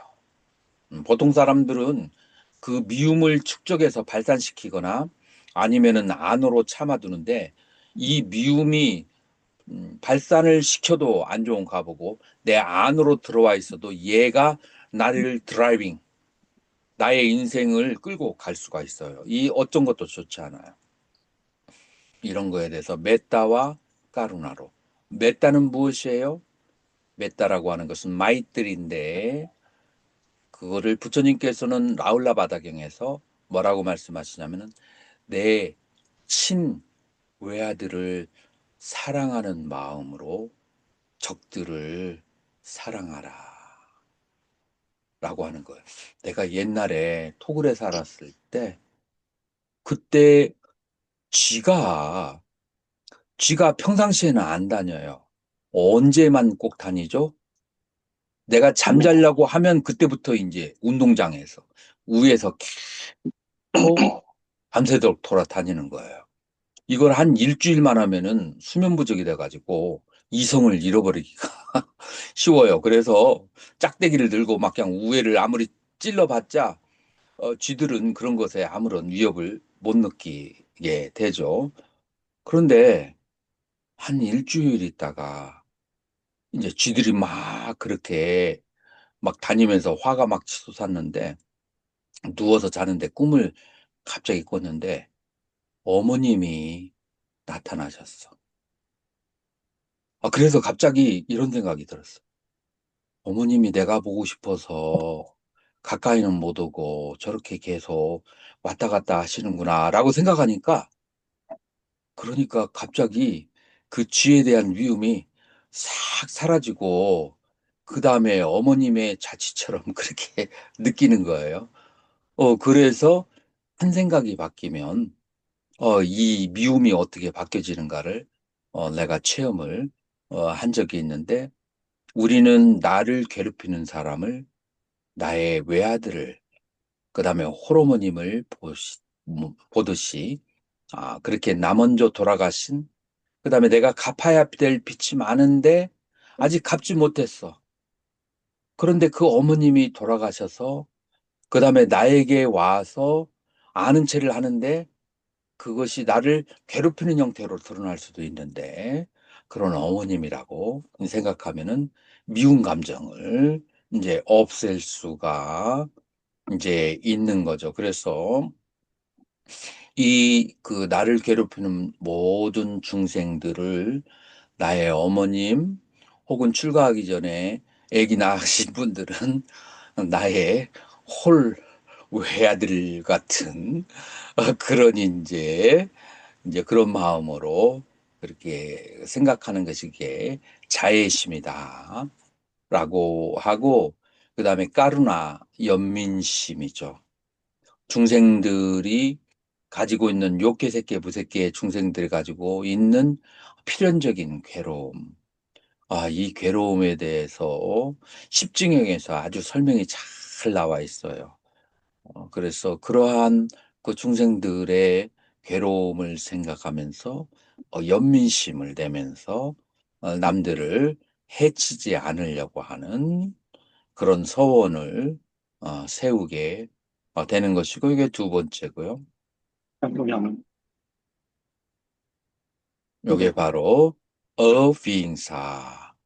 그 다음에 남을 해치지 않고 세 번째로는 어부얏바다. 그래서 부얏바다라는 진심이에요. 그래서 앞에 있는 깜만 내 깜만은 남을 실제적으로 해치지 않는 것이고 그 다음에 어부얏바다는 심리적으로 진심을 갖지 않는 거예요. 그래서 이 바른 생각이 심리적인 진심과 남을 해치는 행위 이 두 가지가 표현될 정도로 인간의 존재에 대해서 악감정을 가지고 행위를 하는 것이 이 바른 생각을 하는 사람에게서 가장 먼저 끊어야 될 아주 중요한 것이 그래서 이 사람이 수행자라면은 진심이 다스려져야만 돼요. 순간적으로는 일어날 수 있지만 절대로 이 진심이 하루 이상 가게 되면 이 사람은 수행을 바르게 하고 있다라고 볼 수가 없어요. 하루 이상에 가면은 잠재의식에 들어가서 그 감정이 나를 드라이빙, 나를 이끌어가요. 그렇기 때문에 저녁에 자기 전에 그런 것들을 다 씻어내야 돼요. 그래서 좌선을 하거나 기도를 해서 저녁에 자기 전에 진심과 탐심을 그걸 놓아버리는 그런 수행이 필요하다라고 하는 거예요. 자, 그래서 이 정견을 가진 사람은 세 가지의 바른 서원을 가지게 되는데 2번과 3번은 진심과 관련되고 남을 해치는 행위하고 관련돼 있어요. 그래서 2번과 3번을 행하면 사막도에 떨어지지 않아요. 그 다음에 1번은 오용락인데 오용락은 요계의 천상하고 관련돼 있어요. 인간과 천상에. 그래서 1번을 행하지 않으면은 요계의 1, 2, 3번이 그런 서원을 세우게 되면 요계에서 3개 이상으로 심리적으로 가게 되고 선종의 마음의 상태가 된다. 그래서 선종을 얻으려면은 요 세 가지가 다스려져야 그래야 선정을 자연 선정을 갖게 돼요. 근데 이 세 가지를 다 갖지 못해도 선정을 얻을 수 있어요. 그거는 노력 선정이라고 그래. 자연 선정은 그냥 일상생활이 선정의 상태하고 똑같은 상태가 그건 자연 선정이고 그 다음에 선정이라고 하는 특별한 사마타의 수행을 하는 것은 그건 이제 노력 선정이라고 해요. 그래서 이 바른 서원을 가진 사람들은 자연 선정에 들어갈 수가 있다라고 그렇게 하는 거예요. 그래서 이제 이 정사라고 하는 것은 무엇이냐면은 바른 생각인 거예요. 혹은 바른 서원이고 이 바른 서원과 바른 생각은 어디에서 오느냐면은 정견에서 오는 거예요. 정견은 인과에 대한 믿음 혹은 신수신법이 무상코 부정무화라는 것에 대한 믿음, 여러한 견해가 잡혀 있을 때 나의 인생에 바른 서원이 생기게 된다. 자, 이것은 전부 다 심리적인 거예요. 전경과 정사, 이것은 심리적인 것이고, 이러한 심리적인 것은 무엇로 연결이 되어야 되느냐 하면은 실천적인 행위로 연결이 되어져야 되는데, 인간의 그 행위는 심리적으로 하는 것 말고 나머지는 뭐가 있느냐면은 말로 하는 행위와 그 다음에 몸으로 하는 그런 행위와 직업이라고 하는 이 세 가지의 행위가 바른 서원을 내세웠으면 그러면은 그것이 실천이 되어야 돼요. 그러면은 바른 실천이라고 하는 것이 정어, 정업, 정명이 이제 되는 것인데, 그러면은 무엇이 바른 실천이고, 그 다음에 무엇이 바르지 않은 실천이에요? 그거는 정사에 입각한 실천은 바른 실천이고, 정사에 입각하지 않은 실천은 바르지 않은 실천이에요. 그러면 정사가 뭐라고 했어요? 정사가 바로 세 가지: 오용락화 짝하지 않는 거, 남을 해치지 않는 거, 그 다음에 미움을 갖지 않는 거, 요 세 가지의 그러한 생각이 과 연결된 행위들이 바로 정견의 실천이다라고 그렇게 하는 거예요. 그러면은 정어와 이제 정업과 그 다음에 정명에 대해서 한번 생각을 해보죠. 삼마 와짜, 삼마 깜만따, 삼마 아지바, 이거를 정어, 정업, 정명이라고 그렇게 하는 거예요. 이제 바른 말, 바른 행위, 바른 직업, 이제 이렇게 되죠.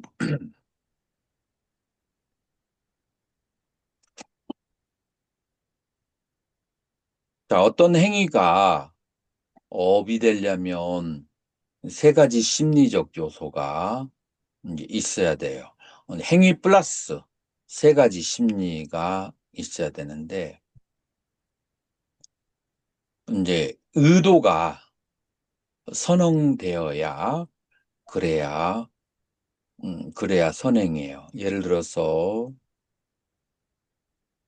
이제 이번 초파일에 여러분들은 경험을 했을 거예요. 선물을 준비를 했어요. 선물을 준비해서 하나씩 다 나눠줬어. 근데 한 사람이 쫓아와가지고 집에 있는 아들 하나 갖다 주겠다고. 그래서 또 두 번째 선물을 받아갔어. 가다가 또 돌아와서 집에 있는 딸을 주겠다고 선물을 또 하나 달라고 그래. 그런데 이거는 저기 하지 않은데 이것까지는 봐줘. 가다가 또 돌아왔어. 옆집에 있는 딸의 친구 거까지. 그래서 내가 뭐라고 했냐면은 직접 오라고 그래요. 이건 이제 너무 심한 거야. 그런데 두 번째, 세 번째도 내가 별로 그렇게 두 번째까지는 받았는데 세 번째도 유쾌하지 않았어. 그런데 내가 주었어요. 자, 그러면은 이 준 것이, 세 번째 준 것이, 이것이 바로 좋은 업이 되는가, 좋은 업이 되지 않는가라는 것을 따져봤을 때 첫 번째, 두 번째까지는 자발적으로 의도로 내가 준 것이고, 내가 내 의지로 준 것이고, 세 번째로는 사람의 눈이 무서워서 억지로 준 거예요. 그래서 우리가 남에게 베풀 때에도 그 남들의 신경을 쓰기 위해서 내 마음이 안 내킨데 그렇게 주는 거하고 내 마음이 내켜서 주는 거하고 벌써 업에 있어서 차별이 생겨요. 그래서 업이려고 하려면은 내 마음이 의도가 발생해서 그런 행위를 하는 것이 업이다라고 이제 그렇게 얘기하는 거예요. 그다음에 두 번째로 업이 되려면은 그 나의 행위가 좋은 것이 나쁜 것이 판단하는 지각력을 가지고 있어야 돼요. 이것이 옳고 그른 것을 아는 능력.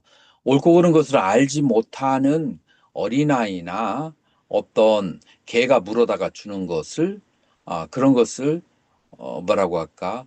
선업이라고 그렇게 얘기하기는 어려워요. 그래서 선악을 분별하는 능력이 있어야 되고, 그 다음에 세 번째가 분노나 악의와 함께 행위하든지 아니면은 그 기쁜 마음으로 행위를 하든지 감정과 동반하는 행위를 하는 거예요. 자, 그래서 이걸 뭐라고 하냐면은 어떤 행위가 수, 상, 행과 함께 결부될 때 완전한 업이 되는 것이고 수상행 중에 하나, 두 개가 떨어진 그 업은 그냥 파편적인, 부분적인 업이 되는 거예요. 그리고 수상행이 결부된 업은 다음 생으로 넘어가요. 그 다음에 수상행이 결부되지 않은 업은 다음 생으로 넘어가지 않고 금생에서 과보가 끝나는 경우가 많아요. 그래서 업을 우리가 크게 다음 생으로 넘어가는 업과 금생에서 해결되어지는 업 둘로 크게 나눌 수가 있어요. 이게 왜 중요할까요?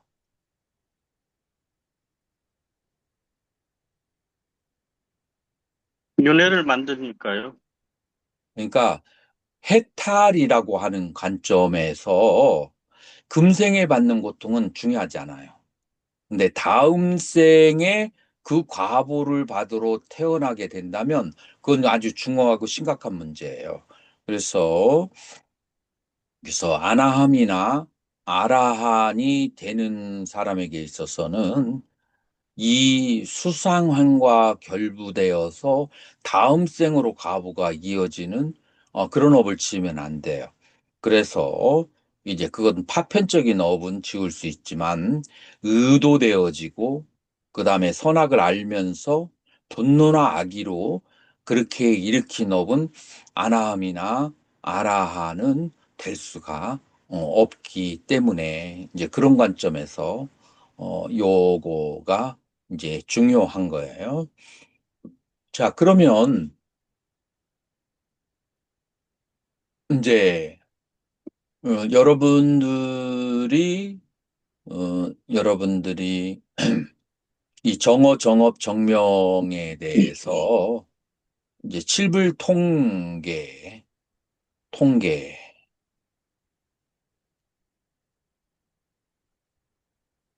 이거를 칠불 통계라고 하더라고. 개가 아니고. 그 향산 선생님 한번 찾아보세요. 나중에 한번 찾아보세요. 칠불통계개가 아니고 그냥 칠불통계라고 그렇게 하더라고요. 여러분 한번 그거 찾아보시고 이 칠불통계가 이제 뭐 때문에 나왔느냐면은 모든 불교의 동일한 가르침, 공통적인 가르침이 무엇인가 라고 얘기했을 때 그때 그 불교의 어떤 종파든지 이것은 공통적이 돼야 된다 하는 것이 과거 칠불도 이거를 강조를 했다. 그러니까 현재 그 다음에 미래의 부처님도 이것에 입각해서 불교를 가르쳐야 되는데 그게 첫 번째가 뭐냐면은 제약막작이에요. 그래서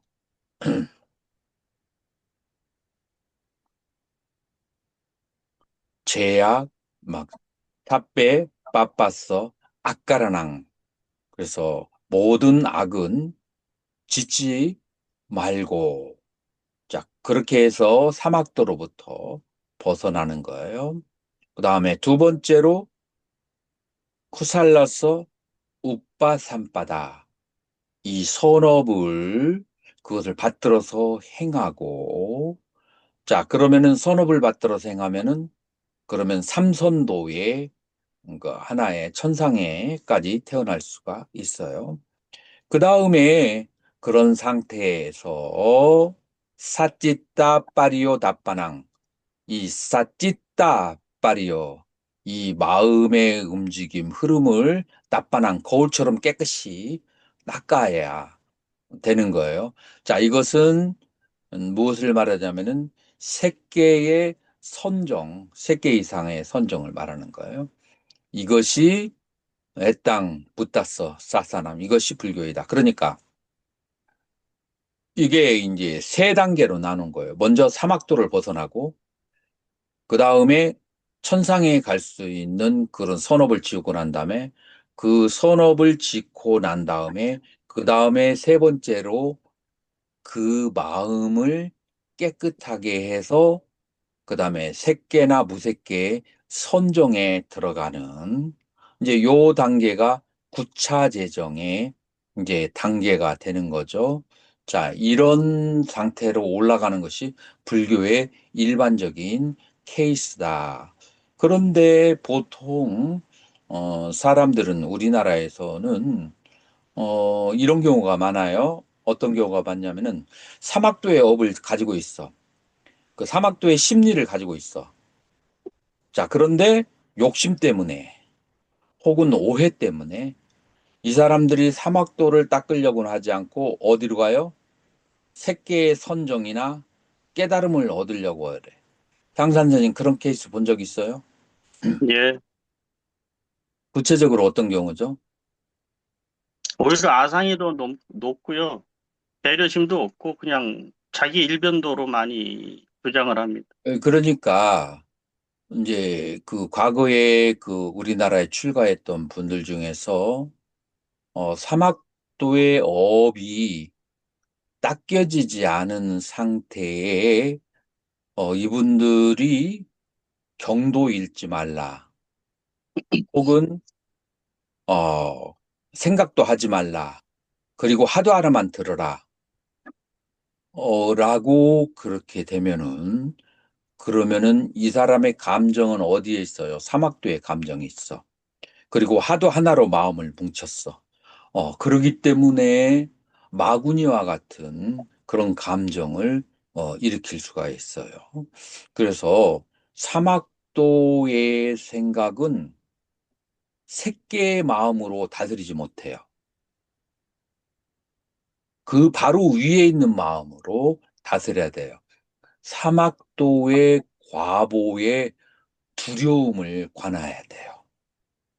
지옥과 악의 축생의 괴로움의 두려움을 첫 번째 관해야 되고, 그 다음에 삼선도의 행위를 통해서 그래서 오는 기쁨을 맛보고 느껴야만 돼요.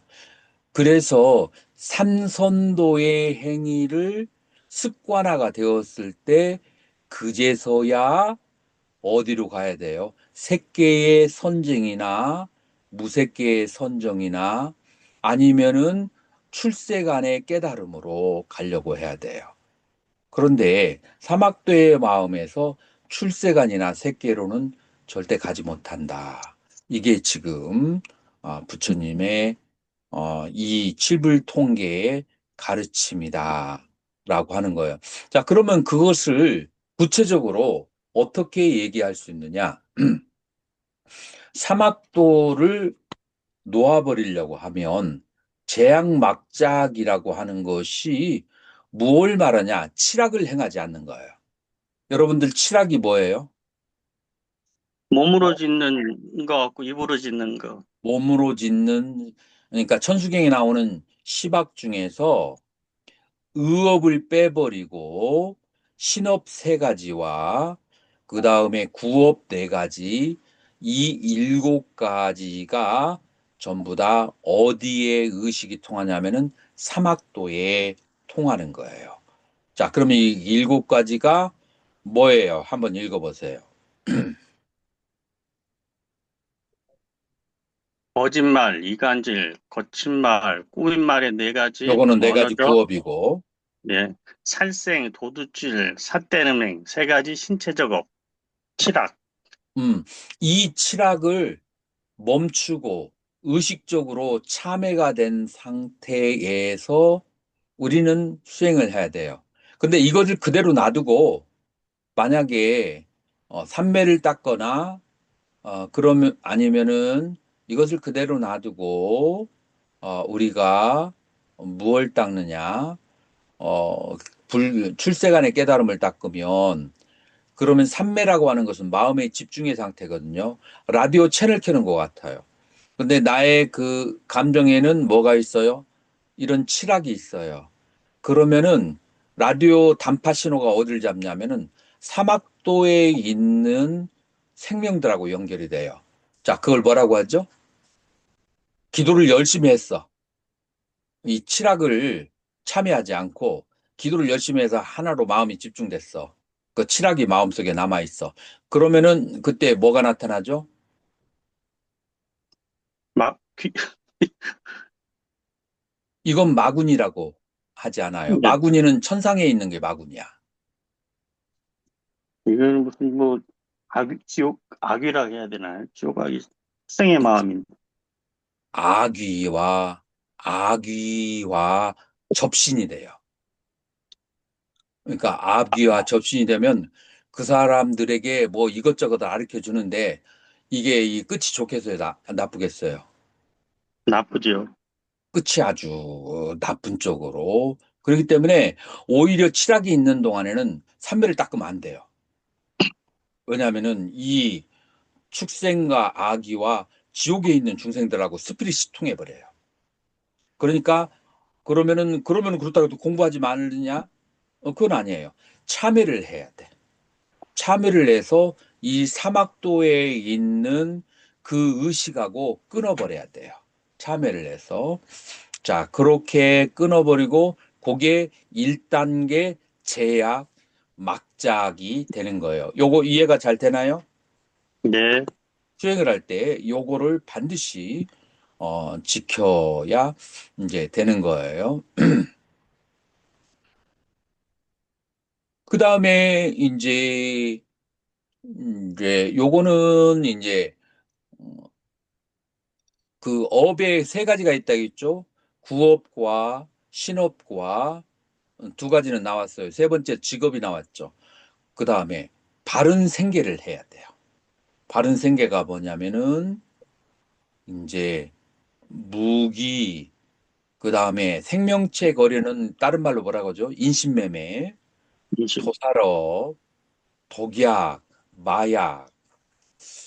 근데 무기 거래는 내가 좀 고민이 좀 돼요. 우리 신도님들 중에서 방산업체에서 일하는 사람이 있거든요. 이 사람들이 나라를 위해서 뭐 누구를 직접 죽이려고 하는 게 아니라 그런 것을 이제 만들어서 나라의 경제를 올려주는 그런 직업을 가졌는데 내가 강의한 것을 듣고서 고민에 빠졌다. 라고 하는 말을 듣고 나도 고민을 좀 해봤어요.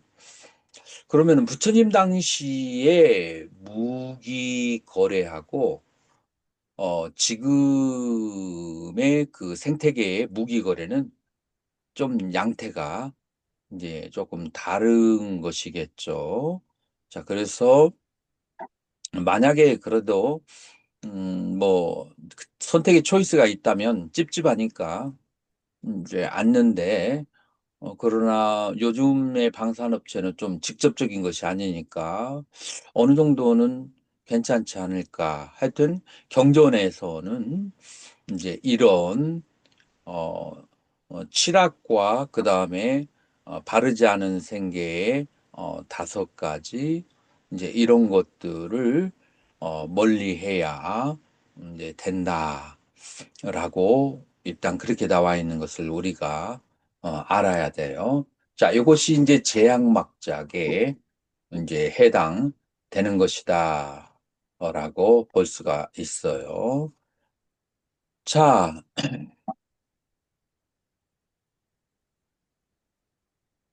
그러면 이제 심리적으로 들어가서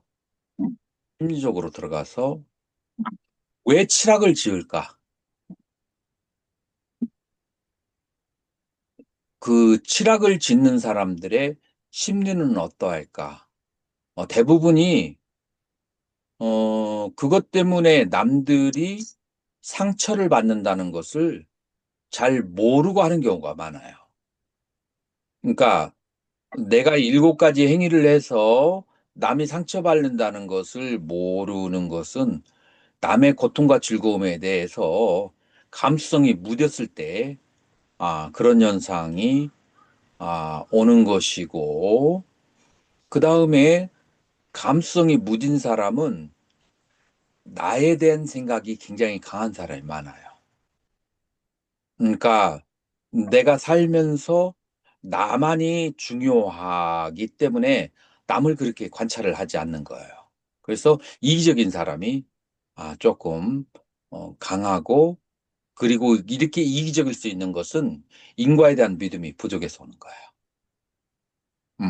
그래서 이런 관찰력을 그렇게 조금 키워 나가야 되는 것이고, 두 번째 이제 중선 봉행이라고 하는 거. 그래서 쿠살라서 우빠쌈바다. 이 선업은 받들어서 다 행하는 거예요. 이제 그 선업이 이제 칠학의 반대말이 이제 되겠죠. 칠학의 반대말이 어떻게 돼요? 찰생은 방생을 하고요. 살생은 저기 방생, 도둑질은 보시를 하고 보시, 그 음행은 청정행을 합니다. 음행은 청쟁항으로 그렇게. 그리고 예, 뭐 여러분들 거짓 예. 색계에서는 음행이 있을까요, 없을까요? 색계. 색계는 음행이 없죠. 색계, 오장 그래서 범천이 뭐냐면은 청정행을 해야만 색계에서부터는 음욕이 떨어져. 그래서 색계의 선정에 들으려면은 음욕이 완전히 끊겨야만 되는 거예요. 이제 그래서 이제 이런 그 3가지와 그다음에 구업으로 4가지는 어떻게 바꿔줘야 돼요? 거짓말은 거짓말은 진실어, 진실어, 이간질은 화합된 말을 하고 화합어, 그다음에 거친 거친 말은 말은 부드러운 말, 부드른 말, 무두, 그다음에 음, 꾸민 말은 직설, 어, 꾸민 말은 다른 언어, 직설어, 정어로 예. 이제 그렇게 해야 되죠. 자, 이렇게 7가지의 업을, 구업과 신업을 닦으면은, 그러면은 그것을 뭐라고 하냐면은 바로 일선. 중선봉행이라고 하는 것이고, 이것의 과보는 천상의 의식이에요. 그래서 이것의 과보는 천상의 상태에 날 수 있는. 그래서 이 상태에서 기도를 하면, 그러면은 뭐가 나타날 수가 있어요? 헌신. 가만. 천마라고 그래요. 지금 이 상태에서 기도를 해도 천마라고 그렇게 얘기를 하는 거예요. 자, 우리가 근데 만약에 우리가 신중 기도를 한다면 우리가 그런 천마가 천신이 오기를 바라는 거잖아요. 그러니까 자기가 원하는 대로 됐다라고 그렇게 볼 수가 있죠. 이제 그런데 이제 이런 상태에서도 신들이 나타나면 왜 천마라고 하냐면, 천신들은 아직 해탈의 지혜를 가지고 있잖아요. 그 천신들이 도와주는 것은 무상함으로 이끌어요. 그 다음에 과부가 있어요. 그래서도 우리는 아직 천마라고 그렇게 얘기하는 거예요. 그런데 하물며 지옥이나 아기와 축생의 귀신들하고 그렇게 접신하는 것은 말에 무엇하겠어요. 그렇기 때문에 일단 칠선을 닦아서 세 번째 자정기의 마음의 청정을 얻은 상태에 그 상태에서 만약에 기도를 하면은 그러면은 이제 색계 천상이나 무색계 천상이나 해탈계하고 연결이 될 수 있어서 이거는 조금 어느 정도 묵인되어지는 것이다라고 하는데 그 마음을 닦는다라고 하는 것은 그건 뭐냐면은 내 마음에 붙어 있는 기억들, 사랑하고 미워하는 기억들, 그걸 다른 말로 하면 내 잠재의식에 기록되어진 감정과 연결된 마음을 감정 빼고 마음만 보도록 하게 하는 거, 그걸 뭐라고 하냐면은 마음을 닦는 것이다 라고 하는 거예요. 그러니까 그런 마음을 닦는 상태가 사선을 통하여서 닦아 나가는 것이다 라고 이제 그렇게 말할 수가 있어요.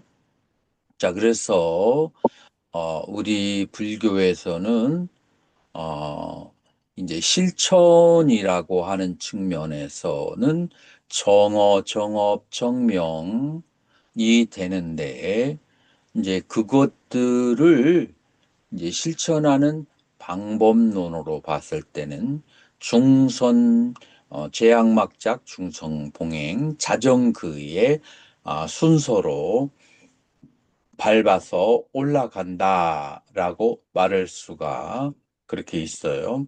자, 이와 같은 방법으로 정어, 정업, 정명을 그거를 내가 습관이 될 때까지 계속 닦아 나가는 것을 그걸 뭐라고 하냐면은 삼마 와야마 바른 노력으로 그렇게 얘기할 수 있어요. 자, 이 와야마의 어근이 뭐냐면은 얌, 야마라고 하는 것은 컨트롤하다 그런 뜻이에요. 그래서 나의 마음의 상태를 컨트롤하는 것이 여기에서는 정진이에요. 여러분들 칠각지에서 정진이 있어요. 칠각지에서 정진은 그거는 위리야, 삼마 위리야라고 그래요.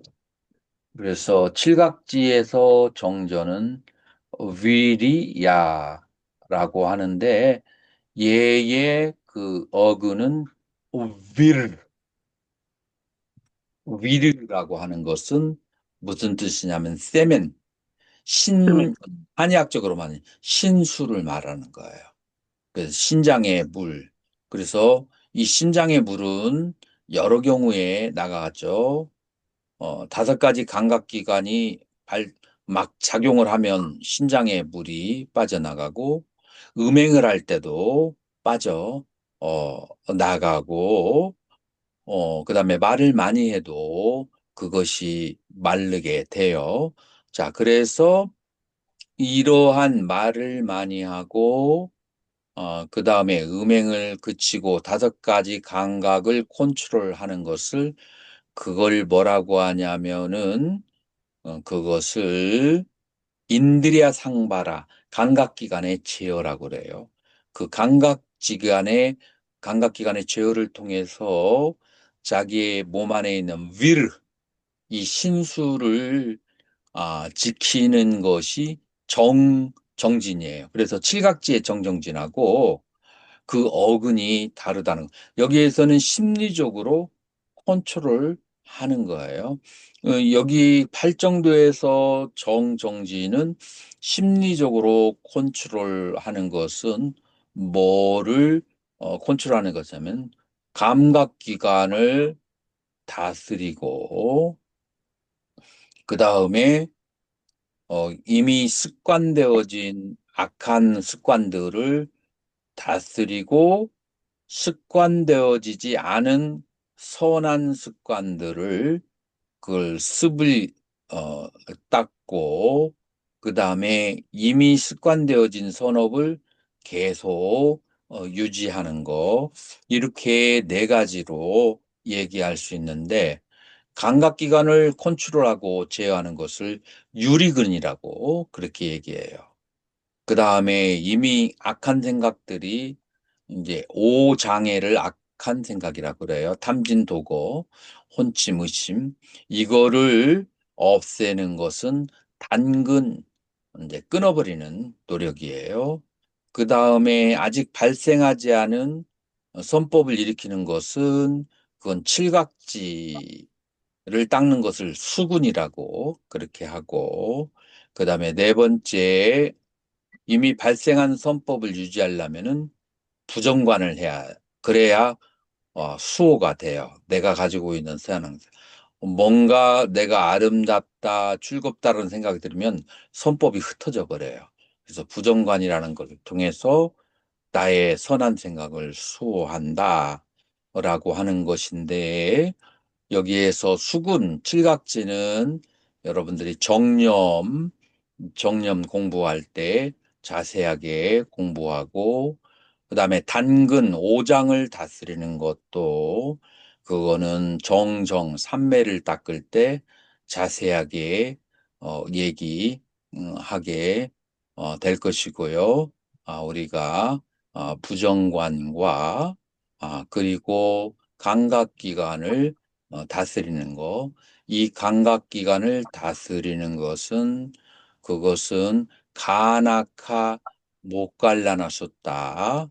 산수 목곤연 경이라고도 하고 회계사 경이라고도 하는데 맞지만 이과에 있어요. 자, 그래서 이 감각기관을 제어하는 것은 맞지만 이과야 회계사 경 그거를 여러분들이 한번 읽어 보시도록 그렇게 그렇게 하세요.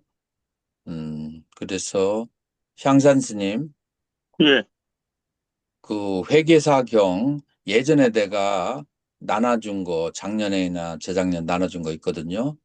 예, 그거를 그거를 그 저 무엇이냐 어, 나한테 보내주세요. 예, 아니면 찾아서 보내주든지. 예, 음. 자, 그렇게 해서 이제 우리가 정진까지 왔는데 그 다음에 다섯 번째는 아니 5번이 정정전이지. 이게 4번이 아니고 5번이 정정전이에요.